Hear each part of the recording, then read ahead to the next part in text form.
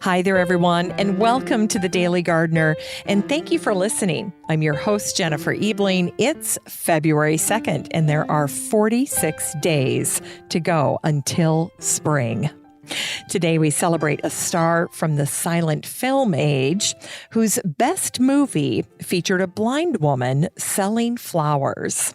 We'll also learn about Candlemas today. It's an ancient celebration of the quickening of the year. Candlemas is associated with the snowdrop, candles, and predicting just how much longer winter will last. We'll hear a passage about a wonderful mini farm. It's an inspiring example of the nature principle at home.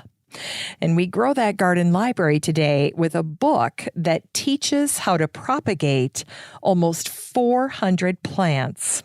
And if you get it, I see many baby plants in your future. And then we'll wrap things up with the little story about the snowdrop fairy. It's very, very sweet. Now, if you want to subscribe to the Daily Gardener Friday newsletter, it's like getting a little email from me every single Friday, a letter from a garden friend. And if you want to do that, all you need to do is head on over to thedailygardener.org. It's thedailygardener.org. And then once you're there, you can sign up for the newsletter and you'll start to get one every single Friday. Here's today's curated news. Today's news comes from Fine Gardening, and the post was called 5 Tips to Help Your Garden Now. And I think this post has been around for a while. I couldn't find a date on the post, but I have to say, you know what? It really doesn't matter when you do these things, just as long as you hopefully get around to doing them, because they are such great tips. Now, the first one was especially meaningful to me because last year I essentially did this first tip, which is I created an outdoor potting bench, and I used this very thick wire mesh that they are recommending. They say put together plant tables. That's their suggestion. And then they show these great plant tables. Well, my son and I went and harvested some wood. There was a woman in town who was getting rid of some deck railing. It was made of cedar, and it's very difficult to get cedar wood right now during the pandemic. And so I think for, $40 or $50, something like that, we managed to get this deck railing, and we came home and we took it all apart and we put together basically a very large, I think it's 8 feet long, potting bench. It's an outdoor potting bench, and I absolutely love it. It created a little room for me under these beautiful white pines that we have on the east side of our property. And it's my happy place when I'm here. So I love that. But there are 4 other wonderful things that they suggest in this post, including they give a little tip for how you can revitalize rusty pruners, how to, there's a spray bottle hanger. So some of these things are very, very practical, very easy to do. Putting together the plant table might be a little bit more challenging. You're probably going to need somebody to help you put that together unless you're extremely handy. But in any case, this is a great little post from Fine Gardening. So if you want to check that out, all you need to do is head on over to the Facebook group for the show and type in the word tip. And this post is going to pop right up.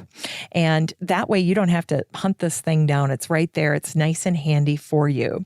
Now, if you're not in the Facebook group and you want to join, all you need to do is search for the words Daily Gardener Community, where you'd search for a friend. The next time you're in Facebook, just head on up there, type in Daily Gardener Community, and then request to join. I'd love to meet you in the group. Here's today's brevities. Today is the day that the English comic actor, filmmaker, and composer Charlie Chaplin made his debut film in Making a Living, and it happened on this day, February 2nd in 1914. With regard to his enormous catalog of work, Charlie's on-screen persona, the tramp, is considered iconic, and it brought him wealth and fame. In 1931, Charlie created the silent film that Roger Ebert regarded as his best, City Lights. And in this film, Charlie, as the tramp, falls in love with a blind flower girl. And here's some incredible movie trivia that I thought you guys would get a kick out of for the movie City Lights. There's a scene where the tramp bought a flower from the blind girl, and that scene had to have 342 takes. I kid you not. Why was that? Well, it was because Charlie could not figure out how to convey a key plot point, because the blind woman needed to know that the tramp, who didn't speak, he was mute, was wealthy. And so that needed to get conveyed to someone who was blind. And so somehow in all of those takes, he figured it out.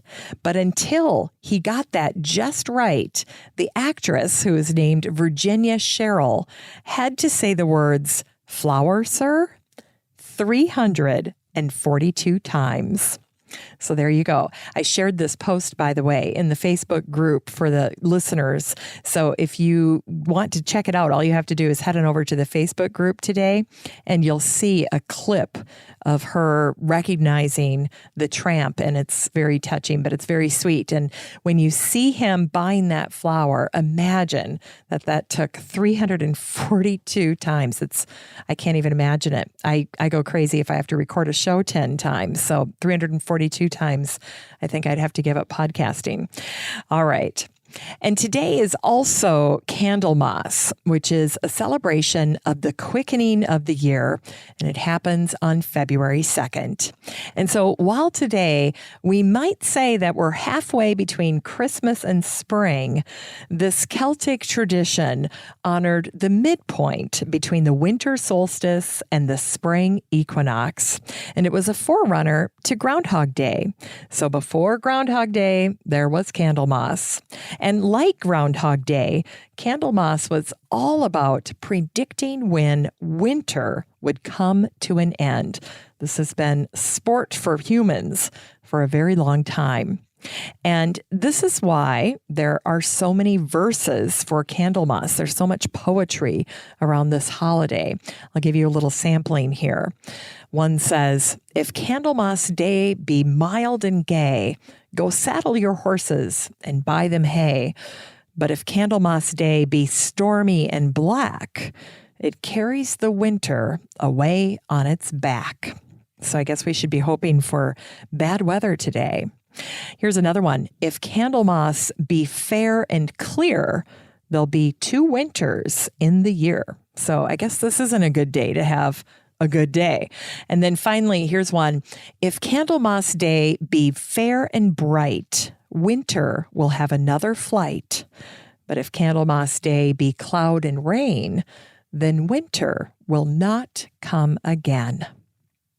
Now, as for the garden, in the Middle Ages, your Christmas greenery could be left up until Candlemas, but then it needed to come down. So if you still have your Christmas decorations out, you should set a goal to be in step with the Middle Ages and get that all put away by today. And another interesting fact about Candlemas is that in England, the snowdrop blooms in February.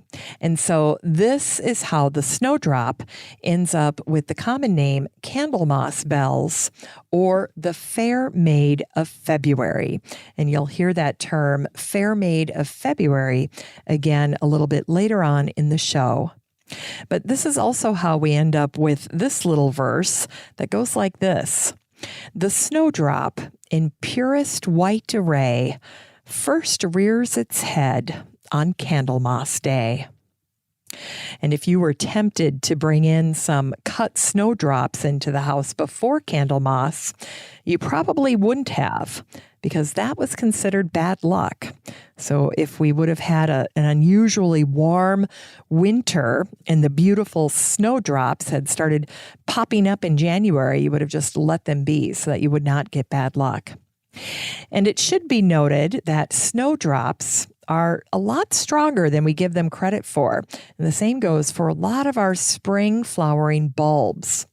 They contain a natural antifreeze, and that's what helps them survive in freezing weather. So think about your pansies, same way that you think about your snowdrops. Now, over the centuries, the forecast of Candlemas was shared differently across Europe. In France and England, a bear would tell the forecast. The Germans look to the badger for signs of spring. But when the German immigrants came to Pennsylvania, they were looking to maintain the custom, and they turned to the groundhog, a creature unlike the badger that was relatively easy to find and also easy to catch. So that was great. So in the United States, the very first Groundhog Day was celebrated in Gobbler's Knob, Pennsylvania, on this day in 1887. And today, the mother of all groundhog celebrations is held in Punxsutawney, with the groundhog Punxsutawney Phil, the star attraction. So if you're looking to celebrate Candlemas today, you can always light a candle in your garden, do this in the evening, and then invite spring, and then say a little prayer or a little mantra to yourself, inviting spring and the sunshine back into your life. And then when you get back in the house, you can turn on the movie Groundhog Day. That's our tradition here. All right, it's time for Unearthed Words. Today's unearthed words are from Richard Louv, the American author and Audubon Medal winner, from his book, The Nature Principle, one of my favorite books. And this is a little excerpt from his chapter called The Nature Principle at Home. And I thought of you right away when I read this because I know so many of you are gardening on mini farms. So here you go. The yard surrounding Karen Harwell's home is only 600 square feet, yet it harbors ducks, a beehive, 18 semi-dwarf fruit trees, an organic vegetable garden, calming places to sit and read and think, and neighborhood teenagers. The teens visit Summer, the dog, and sit in the rabbit hutch, hold the baby rabbits, and conduct that archaic form of social networking. Talk. I wake up in the morning and I throw on my vest over my nightgown, and then Summer and I head out the front door and we just walk around the garden noticing things. It's such a wonderful way to start the day. This is what Karen Harwell said as she escorted the author of The Nature Principle around her mini farm. Isn't that great? It's time to grow that garden library with today's book, How to Propagate 375 Plants by Richard Rosenfeld. This book came out in 2018, and the subtitle is A Practical Guide to Propagating Your Own Flowers, Foliage Plants, Trees, Shrubs, Climbers, Wet-Loving Plants, Bog and Water Plants, Vegetables, and Herbs. So bottom line, Richard has got you covered when it comes to propagation. In this book, Richard gives us a masterclass in propagation. And in addition to covering seed planting basics, Richard shows you the proper way to take cuttings so that you don't hurt the parent plant and that you end up having a cutting that gives you the best chance at propagation success. And then Richard guides you through dividing plants as well as layering and grafting methods. Best of all, everything is thoroughly explained. There are step-by-step instructions and photographs. And the directory of 375 plants that are listed in Richard's book includes growing tips for each of these species. This book is 256 pages of a propagation masterclass with sound advice, beautiful photography, and best of all, these propagation skills can be put to use right away in your garden this year. You can get a copy of How to Propagate 375 Plants by Richard Rosenfeld and support the show using the Amazon link in today's show notes for around $18. Finally, here's something sweet to revive the little botanic spark in your heart. Today, I thought I'd end the show with a little whimsy. The English illustrator Cicely Mary Barker painted a flower fairy for the fair maids of February, the snowdrops, and she called it the Snowdrop Fairy. Cicely loved wildflowers, but she didn't believe in fairies. And in the foreword to Flower Fairies of the Wayside, the book that she wrote, Cicely said, "I have drawn all the plants and flowers carefully from real ones, but I have never seen a fairy." Today, Cicely is remembered for her depictions of fairies and flowers. They're adorable.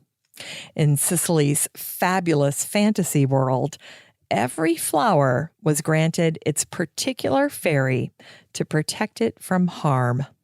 Cicely would draw the flowers and the fairies and then write poetry about them.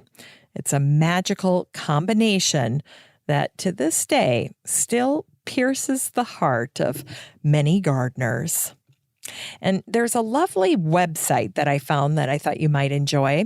It's called Flower Fairies, and I shared it in the Facebook group for the show, so you can find it there. And it has organized Cicely's fairies by season.